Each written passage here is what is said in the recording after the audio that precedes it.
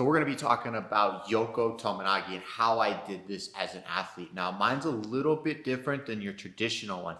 So if you do not have a base with this throw, I do not suggest starting out with this because it's a little bit more complex and it does take a base level of understanding on how to do the throw. But we're going to go over my version that I had a lot of success with internationally. And now I primarily did this right on left. And now here's why. Because if I didn't set the groundwork for this technique, it would never work. So what would happen is left on right, a lefty's always coming out and they're trying to get this post. And now I'm fighting through this hand and he has every opportunity to throw me because he has his power hand on the gi. And I'm kind of left with nothing. And I don't want to just play from the outside. I really got to break down this arm and come down his back and hold him close so that I can get my hips involved and get my legs across in order to score. Now, I didn't always want to be in that kind of danger in matches.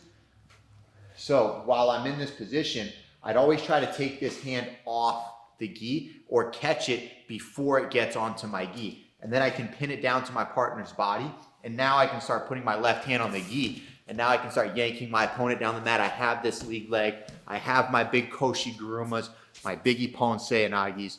And what would happen a lot of times is my partners would go, well, I don't want Travis to throw me with those big throws. It's dangerous, right? It's hard to stop when they don't have that hand on the gi. So what would happen is I would pin this hand down and they would roll that hand over and they would steal my sleeve. So now when I have that post and he has my sleeve, now I can't come across, I can't do Koshi Guruma, and we're kind of in like a stalemate where who's gonna let go of the gi first?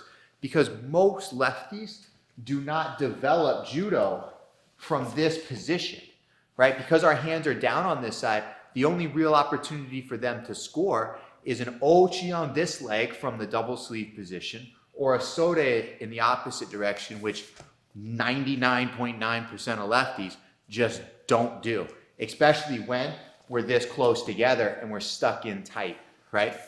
So what I would do is, since I knew I was getting stuck here, I decided to develop a throw off of this position that could punish lefties for putting me in this stalled position. And that was my Yoko Tomoe Nage. Because I'm primarily a right-handed player, my Yoko Tomoe Nage actually required me to change my stance to left and then throw the throw. But I can break all the normal traditional rules of gripping and positioning and all that because the second I make that stance change, I'm trying to throw my partner. Okay, so while we're in this position and I'm stuck, I would start playing with my partner's lead leg. I would start sweeping it, kicking it, getting it to move. That way, the second I come in and I kick him once, now when I come back and I go to kick him again, he'll move it out of the way. And that's when I can take this hand. When he goes to take that step back, go ahead, there. I can pull this down into the floor and you can see that circle here starting to create. So while he has this post right here and I press down, he's firmly solid on his feet, right? His center of gravity is still over the top of him. But the second I kick him once and I go to kick him again and he moves it, there, I can create that circle. And that's my opportunity and that's how I set this up. So when I'm here, I sweep one, I go to sweep again and I step. Now I'm in my left-handed stance. I pull down, head goes close to the foot. I let my leg collapse, and then I can extend up, and I can finish the technique, right? It's super simple to do once you understand the core concept of Yoko Tomoe Nage and what you're trying to accomplish. But again, while I'm here, we sweep one, come back, boom, and then we finish the technique. Let's take a look at it from the other angle. We're here. I steal his sleeve. He comes back and takes mine. I'm in my right-handed stance. I step, sweep, step. He moves. Finish the technique. Now, granted, there are a lot of different angles that you're going to want to do while you're going live. And there's a few different like high-end finishes that I would use against particular players, given the circumstances. So let's take a look at one of those just different kinds of finishes that you can do if you're in a competitive scenario. So he's going to be on this side. Now we use this when our partner catches us and they just don't want to get thrown. So this isn't for the guy that's going to be acrobatic and cartwheel out or jump over the top or anything like that. This is the guy that's going to catch you, hold you, and then make sure you can't get the power to push. So when we're in this position, we go 1, And then we come in, bang, and you just can't get that, right? But because I'm pulling him down and he's pulling me up, it makes my upper body really light. And what I can do is I can sneak this knee here, look over real quick. I can take this knee and I can dip it behind my partner's leg.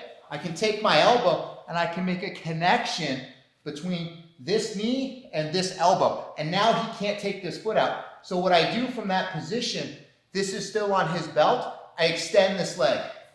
And I have his ankle trapped. Perfectly IJF legal because I'm holding the sleeve. I'm holding the jacket above the belt line, which means I can use my elbows to trap the leg. So again, from this angle here, we're here, he's gonna catch me. Boom, I can't get it. I dip that knee and I catch it, and now I extend this leg. Boom, and there's my Wazari for the finish in today's rule set. So that's one of the different finishes off that position that I've developed over the years because certain players were putting me in that no-win situation of rolling their hand off one of my dominant grips. Give it a shot. Let me know what you think.